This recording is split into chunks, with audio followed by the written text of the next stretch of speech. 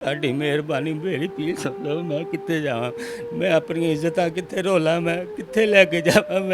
ਮੈਨੂੰ ਸਮਝ ਨਹੀਂ ਆਉਂਦੀ ਸਰ। ਤੁਹਾਡੀ ਮਿਹਰਬਾਨੀ, ਮੈਨੂੰ ਤਹੱਫੁਜ਼ ਚਾਹੀਦਾ। ਆਉਂਦੀਆਂ ਨੇ ਆ ਕੇ ਮਾਰ ਕੁੱਟ ਕੇ ਚਲੀਆਂ ਜਾਂਦੀਆਂ ਨੇ, ਆਉਂਦੀਆਂ ਨੇ ਮਾਰ ਧੜੀਆਂ ਲਾਉਂਦੀਆਂ ਨੇ। ਕਚਹਿਰੀ ਜਾ, ਕਦੀ ਹੌਸਪੀਟਲ ਜਾ, ਕਦੀ ਢਾਏ ਲਵਾਨ ਜਾ, ਕਦੀ ਕਿਤੇ ਜਾ, ਕਦੀ ਕਿਤੇ ਜਾ, ਮੈਨੂੰ ਕਿਤੇ ਨਹੀਂ ਹਾਲੇ।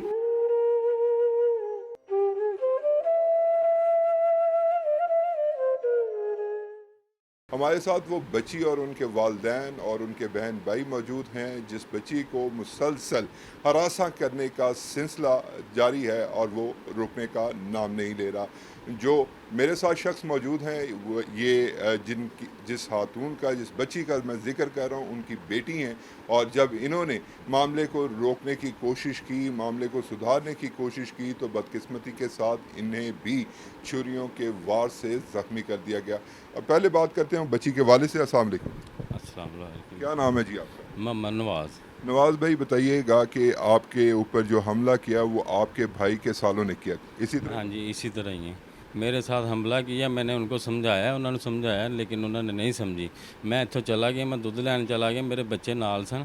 मैं वापसी आया तो मेरी बेगम ਨੂੰ ਇੰਨਾ ਕੁ ਕੁੱਟਿਆ, ਉਹਨਾਂ ਨੇ ਇੰਨਾ ਕੁ ਕੁੱਟਿਆ ਤੇ ਮਹੱਲੇਦਾਰਾਂ ਨੇ ਛਡਾਇਆ। ਮੈਂ ਆ ਕੇ ਫਿਰ ਇਹਨਾਂ ਨੂੰ ਸਮਝਾਇਆ। ਮੈਂ ਸਮਝਾਉਣ ਦੇ ਬਾਵਜੂਦ ਮੇਰੇ ਇੱਥੇ ਇਹਨਾਂ ਨੇ ਛੁਰੀ ਮਾਰੀ। ਤਸਵੀਰਾਂ ਹੀ ਮੈਂ ਤੁਹਾਨੂੰ ਦਿਖਾਉਣਾ ਵਾ। ਇੰਨਾ ਕੁ ਮਾਰਿਆ, ਇੰਨਾ ਕੁ ਮਾਰਿਆ, ਮੈਂ ਪਰੇਸ਼ਾਨ ਹੋ ਗਿਆ। ਮੇਰੇ ਸਮਝੋ ਬਾਹਰ ਹੋ ਗਏ, ਮੇਰੇ ਬੱਚੇ ਰੋਣ ਲੱਗ ਪਏ। ਮੈਂ ਤੁਹਾਨੂੰ ਕੀ ਦੱਸਾਂ, ਮੈਨੂੰ ਜਿਹੜੇ ਨਾ ਤਹੱਫੁਜ਼ ਚਾਹੀਦਾ। ਮੈਂ ਕੰਮ ਤੇ ਜਾਣ ਜੋਗਾ ਨਹੀਂ ਹੈ, ਮੈਂ ਮਜ਼ਦੂਰ ਆਦਮੀ, ਮੇਰੀ ਲੱਤ ਟੁੱਟੀ ਹੈ। ਮੈਂ ਉੱਦਾਂ ਦੀ ਮੇਰੀ ਬੱਚੀਆਂ ਸਾਂਭੀਆਂ ਪਈਆਂ ਨੇ ਤੇ ਨਾ ਕੰਮ ਤੇ ਜਾਵਾਂਗਾ ਕਿ ਬੱਚਿਆਂ ਨੂੰ ਸਾਂਭਾਂਗਾ ਮੈਂ। ਲੇਕਿਨ ਮੇਰੀ ਸਮਝੋ ਬਾਹਰ ਕਿ ਮੈਨੂੰ ਜਿਹੜਾ ਨਾ ਮਾਰਦੇ ਨੇ, ਕੁੱਟਦੇ ਨੇ। ਫਿਰ ਉਸ ਤੋਂ ਬਾਅਦ ਮੈਂ DIG ਕੋਲ ਪੇਸ਼ ਹੋਇਆ। ਮੈਂ ਫਿਰ ਥਾਣੇ ਗਿਆ ਤੇ ਮੈਂ ਹੌਸਪੀਟਲ 'ਚ ਕਹਿੰਦੇ ਜੀ ਮੁਲਾਜ਼ਾ ਕਰਾ ਕੇ ਲਿਆਓ, ਫਿਰ ਤੁਹਾਡੀ ਸੁਣੀ ਜਾਏਗੀ, ਫਿਰ ਇੰਝ ਹੋਏਗਾ, ਫਿਰ ਇੰਝ ਹੋਏਗਾ। ਬੜੇ ਧੱਕੇ ਖਾਦੇ ਨੇ, 6ਵਾਂ ਦਿਨ ਨੇ ਮੈਨੂੰ ਧੱਕੇ ਖਾਂਦਿਆਂ। ਮੇਰੇ ਬੱਚੇ ਭੁੱਖੇ ਬੈਠੇ ਪਏ ਨੇ, ਮੈਂ ਕਿੱਥੇ ਜਾਵਾਂ, ਮੈਂ ਕਿਹੜੇ ਪਾਸੇ ਜਾ। ਮਰੀਮ ਸਾਹਿਬਾ ਕਿ ਮੇਰੀ ਦਰਖਾਸਤ ਹੈ ਕਿ ਮੇਰੀ ਅਪੀਲ ਸੁਣ ਲਓ। ਤੁਹਾਡੀ ਮਿਹਰਬਾਨੀ ਮੇਰੀ ਅਪੀਲ ਸੁਣ ਲਓ, ਮੈਂ ਕਿੱਥੇ ਜਾਵਾਂ। ਮੈਂ ਆਪਣੀ ਇੱਜ਼ਤ ਤੋਂ ਡਰਦੇ ਪਹਿਲੇ ਬੇਗਮ ਨੂੰ ਲੈ ਕੇ ਜਾਂਦਾ ਰਿਹਾ, ਬੱਚਿਆਂ ਨੂੰ ਮੈਂ ਕਿੱਥੇ ਲੈ ਕੇ ਜਾਵਾਂ। ਮੇਰੀ ਇੱਜ਼ਤ ਹੈ, ਜੇ ਮੈਂ ਇਹਨਾਂ ਬੱਚਿਆਂ ਨੂੰ ਲੈ ਕੇ ਜਾਣਾ ਤਾਂ ਮੈਂ ਖੁਦ ਖੁਸ਼ੀ ਕਰ ਲਾਂਗਾ, ਮੈਂ ਬਾਹਰ ਨਹੀਂ ਲਿਜਾ ਸਕਦਾ। ਮੈਂ ਆਪਣੀਆਂ ਇੱਜ਼ਤਾਂ ਕਿੱਥੇ ਰੋਲਾਂ, ਮੈਂ ਕਿੱਥੇ ਲੈ ਕੇ ਜਾਵਾਂ। ਮੈਨੂੰ ਸਮਝ ਨਹੀਂ ਆਉਂਦੀ ਸਰ। ਤੁਹਾਡੀ ਮਿਹਰਬਾਨੀ, ਮੈਨੂੰ ਤਹੱਫੁਜ਼ ਚਾਹੀਦਾ। ਮੈਨੂੰ 7 ਸਾਲ ਹੋ ਗਏ ਨੇ ਇਸੇ ਚੱਕਰਾਂ ਦੇ 'ਚ ਰੁਲਦਿਆਂ। ਮੈਨੂੰ ਤਰੀਆਂ ਲੱਗਦੀਆਂ ਨੇ, ਤੇਰਾ ਘਾਟਾ ਹੋਏ ਨੇ, ਤੂੰ ਇੰਝ ਕਰਨਾ, ਤੂੰ ਇੰਝ ਕਰਨਾ, ਤੈਨੂੰ ਅਸੀਂ ਮਾਰ ਦਿਆਂਗੇ, ਤੈਨੂੰ ਇੰਝ ਕਰ ਦਿਆਂਗੇ, ਤੈਨੂੰ ਤੇਰੇ ਬੰਦੇ ਪਵਾ ਦਿਆਂਗੇ, ਤੈਨੂੰ ਪਤਾ ਨਹੀਂ ਲੱਗਣਾ। ਤੇਰੀ ਇੱਕ ਲੱਤ ਟੁੱਟੀ, ਤੇਰੀਆਂ ਦੂਜੀਆਂ ਲੱਤਾਂ ਵੀ ਤਰਵਾ ਦਿਆਂਗੇ, ਤੇਰੀਆਂ ਬਾਹਾਂ ਤਰਵਾ ਦਿਆਂਗੇ, ਤੈਨੂੰ ਬਾਹਰੋਂ ਬਾਹਰ ਮਰਵਾ ਦਿਆਂਗੇ। ਮੈਨੂੰ ਬੜੀਆਂ ਧਮਕੀਆਂ ਮਿਲਦੀ ਰਹੇ। ਮੈਂ ਫਿਰ ਵੀ ਦਰਗੁਜ਼ਰ ਕਰਦਾ ਰਿਹਾ। ਮੈਂ ਕਿਹਾ ਕੋਈ ਗੱਲ ਨਹੀਂ, ਮੇਰਾ ਅੱਲਾ ਮੇਰੇ ਨਾਲ ਹੈ, ਮੇਰਾ ਅੱਲਾ ਮੇਰੇ ਨਾਲ ਹੈ, ਅੱਲਾ ਮੇਰੇ ਨਾਲ ਹੈ। ਲੇਕਿਨ ਨਹੀਂ, ਇਹਨਾਂ ਨੇ ਨਹੀਂ ਸੁਣੀ ਮੇਰੀ। ਐਂਡ ਹੋ ਗਿਆ ਮੇਰੀਆਂ ਧੀਆਂ ਨੂੰ ਜਦੋਂ ਛੇੜਨ ਲੱਗ ਪਏ ਨੇ ਤੇ ਮੇਰੇ ਕੋਲ ਬਰਦਾਸ਼ਤੋਂ ਬਾਹਰ ਹੋ ਗਿਆ। ਹੁਣ ਮੈਂ ਕਿਤੇ ਨਹੀਂ ਜਾਣਾ, ਮੈਂ ਆਪਣੇ ਘਰ ਜਾਂ ਤੇ ਅੱਲਾ ਦਾ ਆਸਰਾ ਹੈ ਮੈਨੂੰ, ਤੇ ਜਾਂ ਮਰੀਮ ਸਾਹਿਬਾ ਦਾ ਆਸਰਾ ਹੈ ਮੈਨੂੰ। ਜੇ ਨਾ ਮੈਨੂੰ ਤਹੱਫੁਜ਼ ਮਿਲਿਆ ਤੇ ਮੈਂ ਕਰ ਲਾਂਗਾ ਆਪਣੇ ਬੱਚਿਆਂ ਨੂੰ ਲੈ ਕੇ। ਮੈਂ ਕਿੱਥੇ ਵੀ ਆਪਣੀ ਇੱਜ਼ਤਾਂ ਨਹੀਂ ਰੋਲ ਸਕਦਾ। ਮੈਂ ਮੌਤ ਦਾ ਆਦਮੀ ਹਾਂ, ਮੈਂ ਕਿੱਥੇ ਜਾਵਾਂ। ਮੈਂ ਆਪਣੇ ਬੱਚਿਆਂ ਨੂੰ ਲੈ ਕੇ, ਧੀਆਂ ਆਪਣੀਆਂ ਮੈਂ ਲੈ ਕੇ ਜਾਵਾਂ। ਲੇਕਿਨ ਤੁਹਾਡੀ ਮਿਹਰਬਾਨੀ ਮੇਰੀ ਸੁਣ ਲਓ। ये अल्लाह ना करे कि ऐसी नौबत आए कि आप की तरफ जाएं, बल्कि मर जे मैं अल्लाह ताला आपको हौसला दे, आप हौसला रखें। और इंशाअल्लाह बतौर सहाफ़ी और मीडिया पर्सन हमारी आवाज़ जो है वो वज़ीर आला तक भी पहुँचेगी और हम कोशिश करेंगे कि आपके इस हवाले से दाद रसी हो। मुतालबा क्या करते हैं आपके भाई और उनके साले? मुतालबा कोई नहीं मेरा करते। मैनू कहते ने तेन इत्थे रहन नहीं देना, तेरी कोई वजह है कि अना है? अन्ना है बस, और कोई वजह नहीं है। ਤੁਹਾਡੇ ਸਾਹਮਣੇ ਜੋ ਕੁਝ ਗਰੀਬ ਲੋਕ ਆ, ਬੱਚੇ 5 ਬੱਚੇ ਨੇ, ਕੱਲਾ ਕਮਾਉਣ ਵਾਲਾ ਵਾ, ਉਹ ਤੋਂ ਲੱਤ ਟੁੱਟੀ ਹੈ, ਕਿੰਨਾ ਕੁ ਕਰਾਂ ਮੈਂ। ਸਿਰ ਇਹਨਾਂ ਲੋਕਾਂ ਕੋਲ ਬਰਦਾਸ਼ਤ ਨਹੀਂ ਹੁੰਦਾ। ਆਂਦੀਆਂ ਨੇ ਆ ਕੇ ਮਾਰ ਕੁੱਟ ਕੇ ਚਲੀਆਂ ਜਾਂਦੀਆਂ ਨੇ, ਆਂਦੀਆਂ ਨੇ ਮਾਰ ਧੜੀਆਂ ਲਾਉਂਦੀਆਂ ਨੇ। ਮੈਂ ਫਿਰ ਦਰਗੁਜ਼ਰ ਕਰਦੇ ਨੇ। ਮੈਂ ਕਹਿੰਦਾ ਕੋਈ ਗੱਲ ਨਹੀਂ, ਮੇਰਾ ਅੱਲਾ ਮੇਰੇ ਨਾਲ, ਮੇਰਾ ਅੱਲਾ ਵੇਖਣ ਦੇ ਹੈ, ਕੋਈ ਗੱਲ ਨਹੀਂ। ਲੇਕਿਨ ਹੁਣ ਆ ਕੇ ਅਖੀਰ ਹੋ ਗਈ। ਮੈਂ ਹੁਣ ਆ ਕੇ ਕਦਮ ਚੁੱਕਿਆ ਕਿ ਮੈਂ ਕਿਹਾ ਮਰੀਮ ਸਾਹਿਬਾ ਤੱਕ ਮੇਰੀ ਬਾਤ ਬਚਾਓ, ਤੁਹਾਡੀ ਮਿਹਰਬਾਨੀ ਮੇਰੀ ਬਾਤ बचाओ। आप परेशान ना हो, आवाज़ इंशाल्लाह पहुँचेगी और बिल्कुल तवाज़न के साथ पहुँचेगी।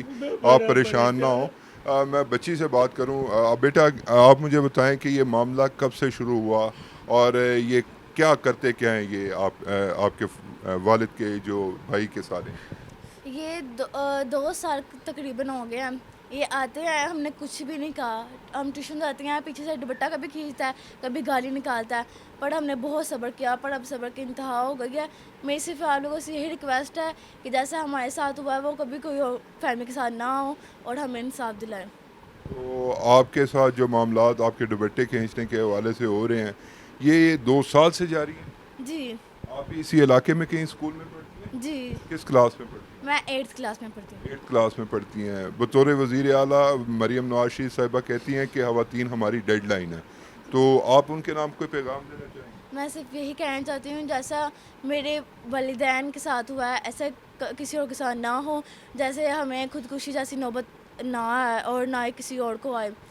और मैं यही चाहती हूँ कि हमें इंसाफ दिलाएं। हमारे साथ इनकी वाइफ मौजूद है, उनसे बात करते हैं। भाजी बताइएगा कि कब से ये मामलात आपके साथ चल रहे हैं? मेरे साथ 16 साल हो गए हैं। जब से मैं शादी इधर आई हूँ ना, तब से मेरे साथ ना कभी कोई आ रहा है, उसके एक भाई बहन आते हैं तो पूरा टब्बर ले आती है, मार मार के जाती है। फिर कभी कुछ कहती है, कभी कहती है तेरे हस्बैंड को मार देना, ये कर देना, वो कर देना। तो मैं आखिर हो गई थी, तब मैंने ये दूध लेने गए, मुझे इतना मारा, इतना मारा, ये पीछे भी चोटें लगी हैं। तो कल भी मैंने उसको दिखाया था, तो ज़्यादा मज़ीद ये हमारे साथ कर रहे हैं। आपके हावन के भाई के सालों ने मारा या कि ख़वातीन ने मारा?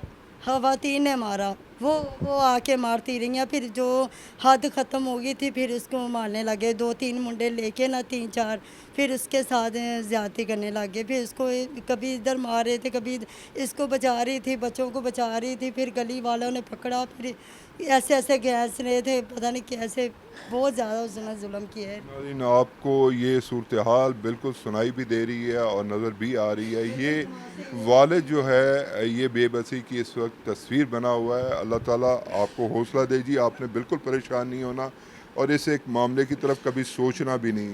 इंसान को अल्लाह ताला ने, मर्द को ख़ुसूसी तौर पर इस हवाले से ताकत दी है।